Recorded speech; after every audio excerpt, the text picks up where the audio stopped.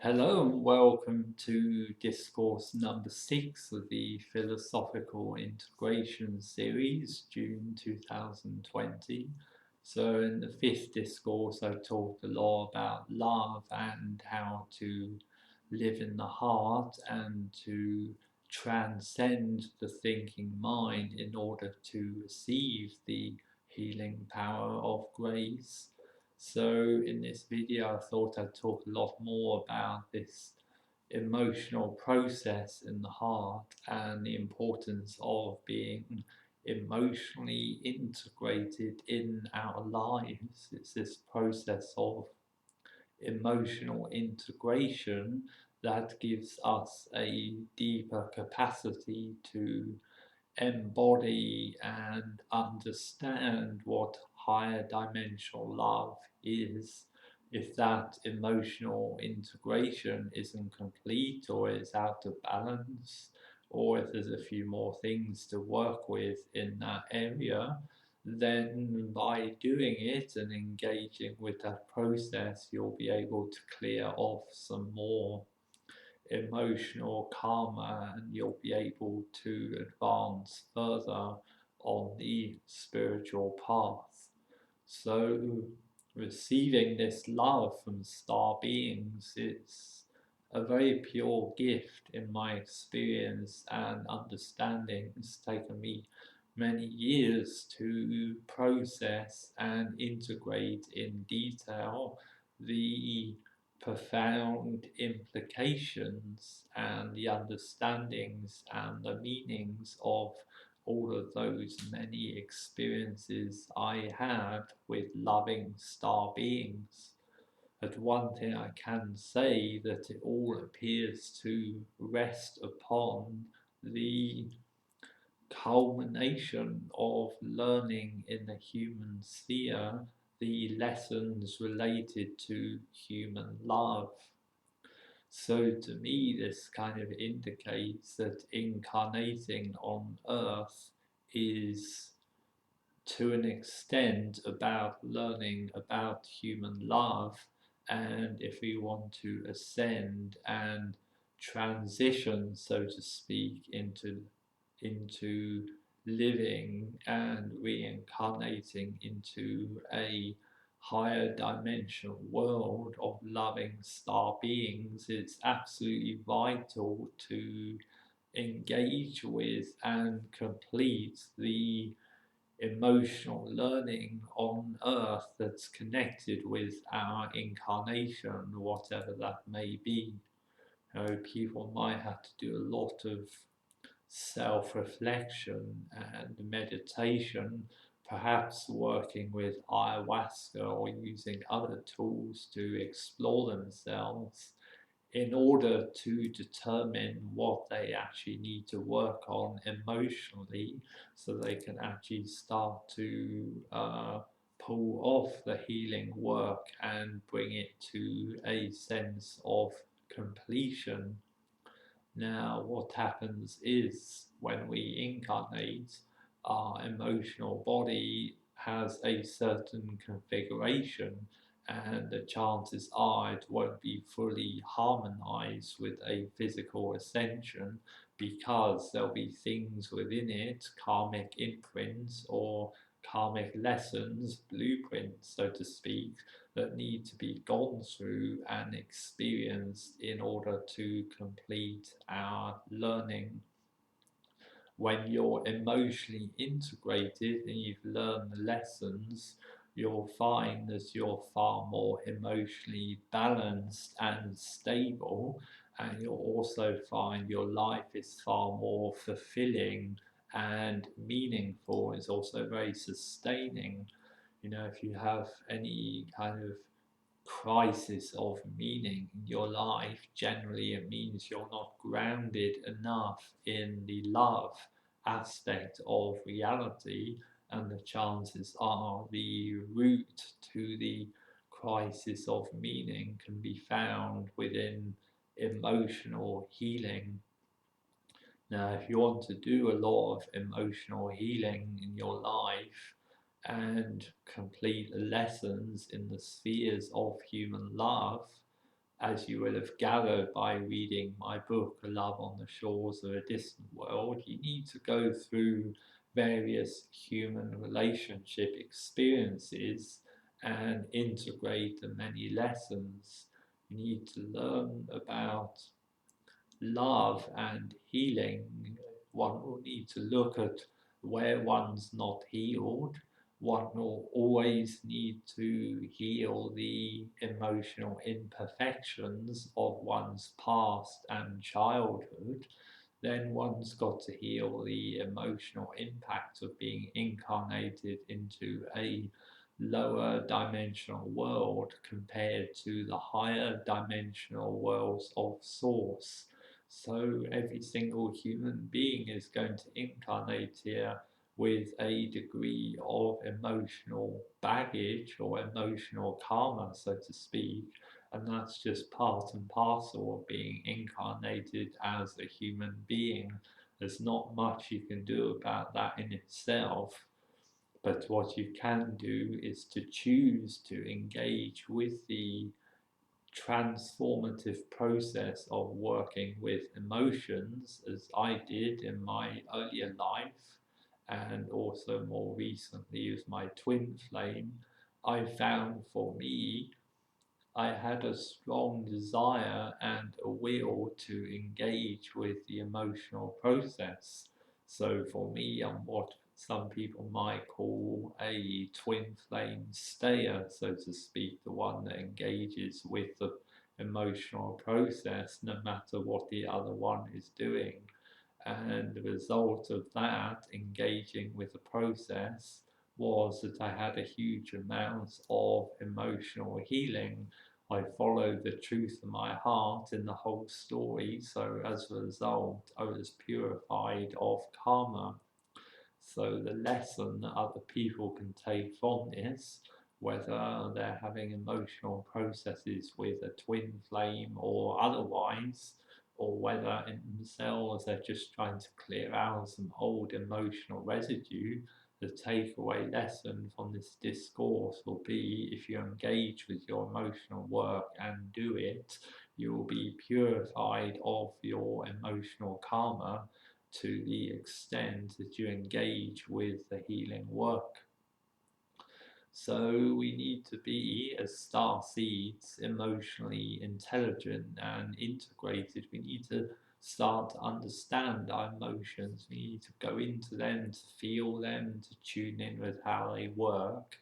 And also there's lessons of learning how to be emotionally communicative to other human beings in relationships. So sometimes with star seeds, there's lessons about emotional harmony, expressing needs in relationships on the emotional front.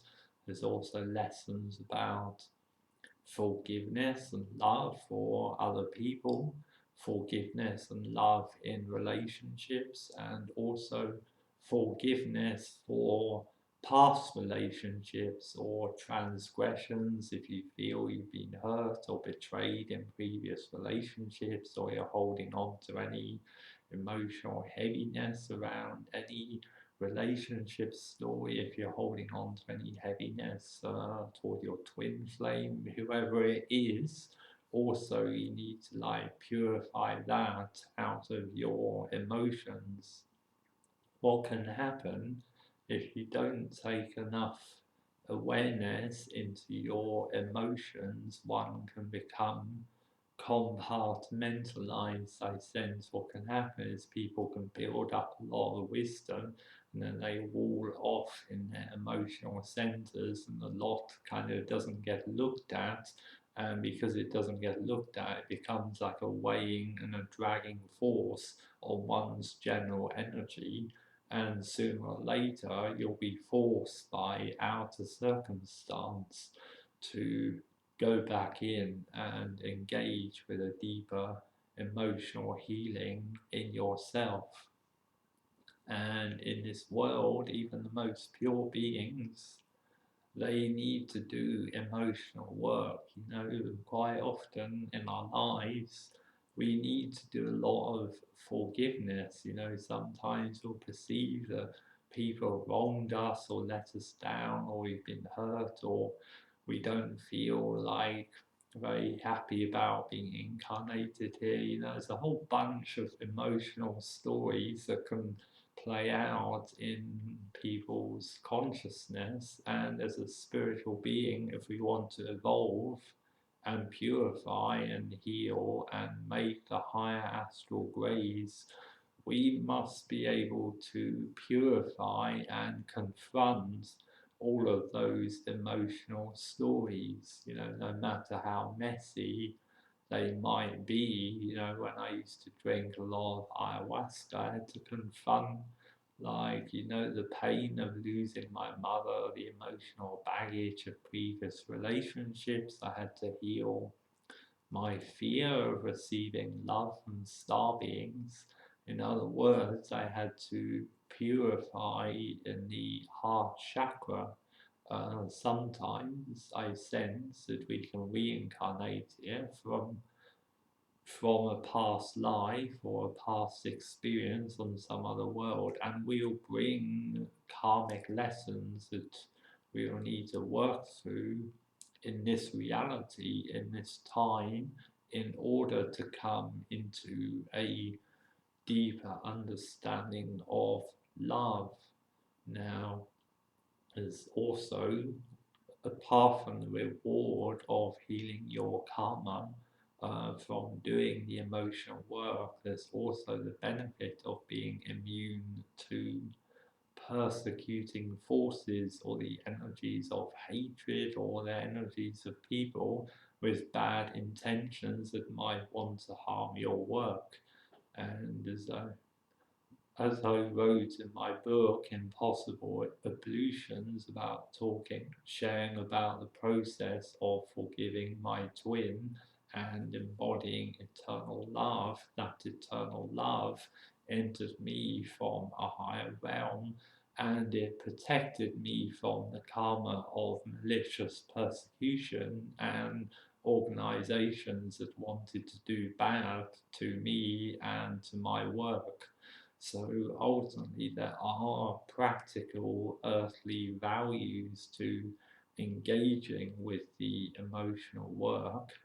If you don't do it on the spiritual path, if you only focus on wisdom and you suppress your emotional development, first of all, you're going to get very dry and steely. Secondly, the supply of abundance will scrape the bottom of the barrel and it might run dry a bit. But thirdly, more seriously, if you don't clear that out now, later in life you're going to run into very serious trouble. You know, these unresolved emotional blockages can tend to fester in the body. Later, it can cause sickness. It can also just generally deplete your energy, and it can stop you from realizing your full potential. So there's many earthly reasons why one would want to get into an emotional process with oneself in order to attain some higher levels of awareness and to receive some deeper love, healing, and grace from the star beings and the source. So, one of the main ways to purify yourself emotionally is with the use of mirrors and star seeds are not excused from the process of emotional purification. So by mirrors, I mean other people. So in the case of star seeds, probably other people in your soul group are going to show up as mirrors to help you evolve further emotionally and to complete the learning lessons associated with the higher art.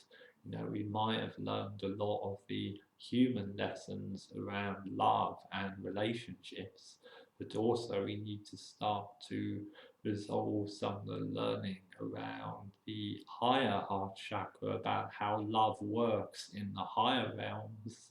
How does love work in our soul group? How does it work between star beings? All of these learnings only come from engaging with outer mirrors in the incarnation you're in and continuing to be open to those lessons. So it's very important to be open to friendships, relationships with other people in your soul group, and to fully engage with the emotional learning presented. What we want to do in this reality is to avoid thinking, oh yes, we have a lot of wisdom, but now just go into monastic conditions and shut off from the rest of the world. That's not so sustaining.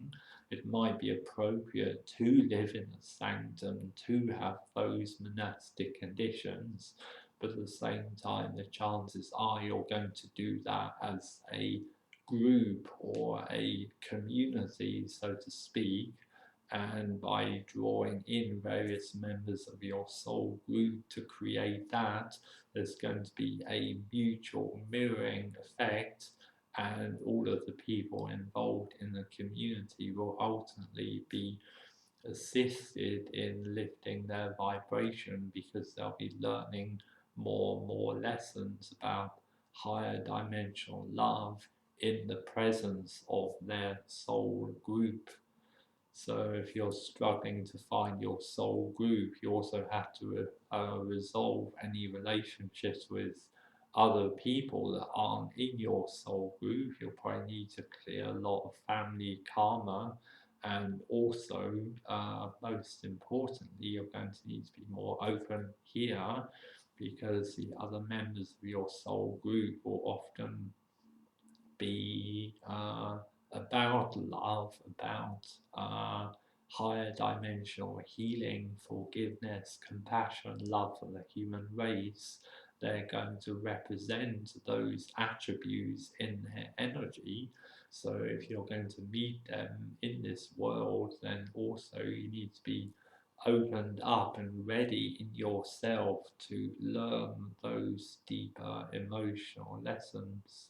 The spiritual path, it's an emotional journey until the end. At no point do you suddenly stop becoming emotional and loving. If you do, you need to check yourself, stop, take a step back and to reflect and to see what's going on there.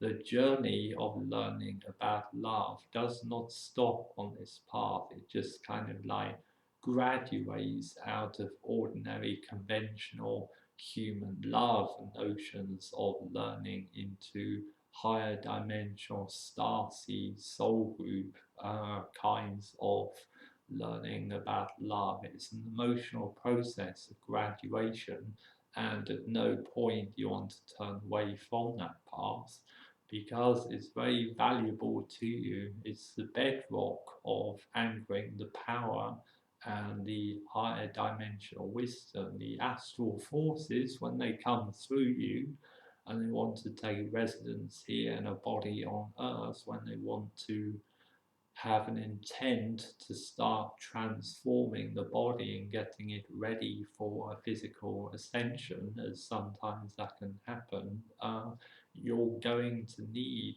that grounding in love, in emotional balance, emotional integration, divine feminine love, forgiveness, compassion, so the whole process can be contained. It's a balance, I believe. A human being ascends when they have attained a perfect balance between divine wisdom and divine love. There's a sacred beauty in the harmony and the unity of the two. That's why many people are encouraged to engage with the process of their twin flames, because when you meet your twin flame, you're meeting the opposite aspect of yourself that you need to harmonize and integrate in your being. So for me, it was about divine masculine. My twin, to some extent, in the astral was about divine feminine. So obviously that interaction had to happen. And by me going through that process and completing it in myself, one, I didn't need to have a physical union in the earthly realm with her. And secondly, I was also able still to attain the harmonization of the two energies and then be freed from that particular emotional lesson.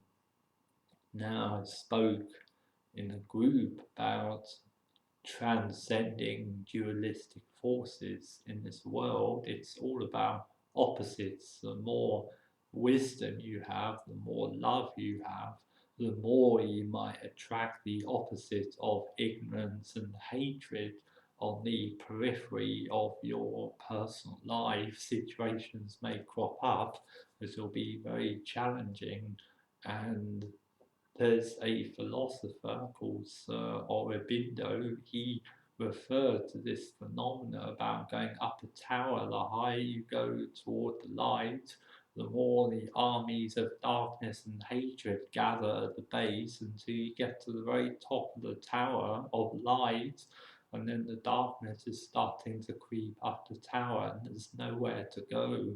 And he appeared to grapple with this philosophical problem, this paradox. Now, the way I can resolve that, because I experienced the same, no matter how much further I went in my practice, the outer forces of the opposite got worse and worse. I had to transcend this duality, and the way I did it was I transcended the duality in myself. I healed the separation between divine masculine, the wisdom, and divine feminine, the love. When I harmonized and healed the separation that obviously I had in myself between those two aspects, when I healed it, there was no duality, it became unified. Then I found I could advance much faster on the spiritual path, and there wasn't this pressing of outer opposing energies trying to harm my work. So, to use the concept of the tower, I could have been standing at the top of the tower, and then at the last minute, all of the darker opposed energies like went back down the tower, receded into the distance. So you kind of come out of that light dark space, where it's either one or the other. And when you've transcended these opposing dualistic forces, then you'll know love in your being. When you live in duality, you might think you understand love, you might have some experiences of love that are very heart opening, very deep, and very healing, but you'll always be in a state of separation until you've unified the two aspects of spiritual reality in your being. You can't only be about love without wisdom, because that's not grounded either, and if you're only in the wisdom, it's too steely.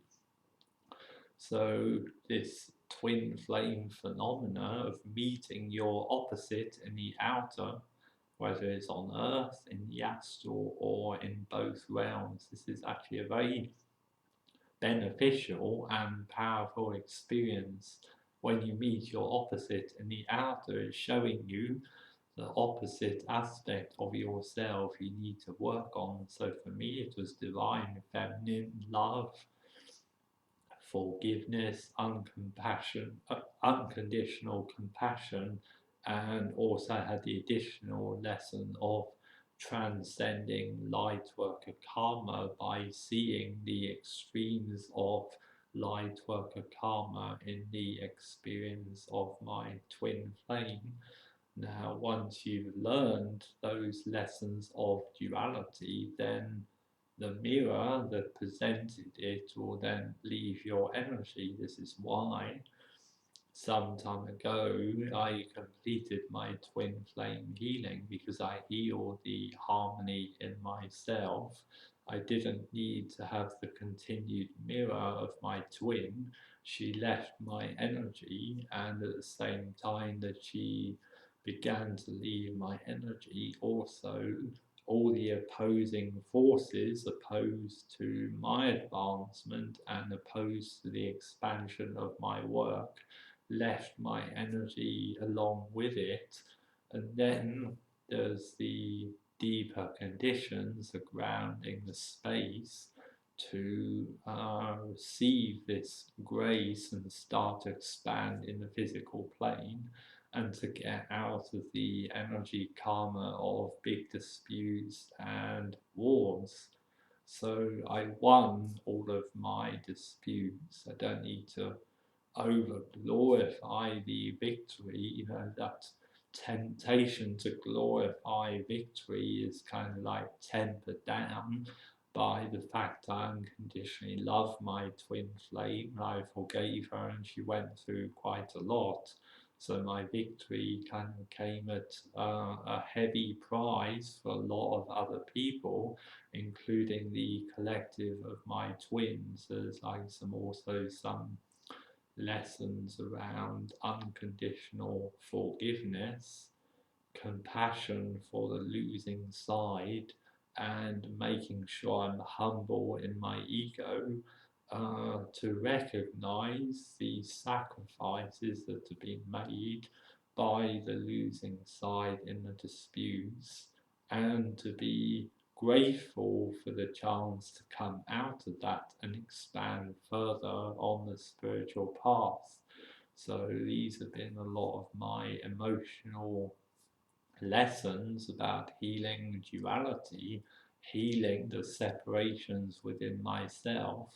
And if I hadn't have engaged with that process, I would not be here today. My body would have been long finished off had I not engaged with this deeper healing within. You have to heal the separation from within. Once the higher forces come down and decide, okay, this person's ready for an ascension, then you better get ready for some serious, heavy duty, heart purifying work, even if it seems at the time is very heartbreaking, piercing, crushing, demanding, brutal, and unrelenting manner.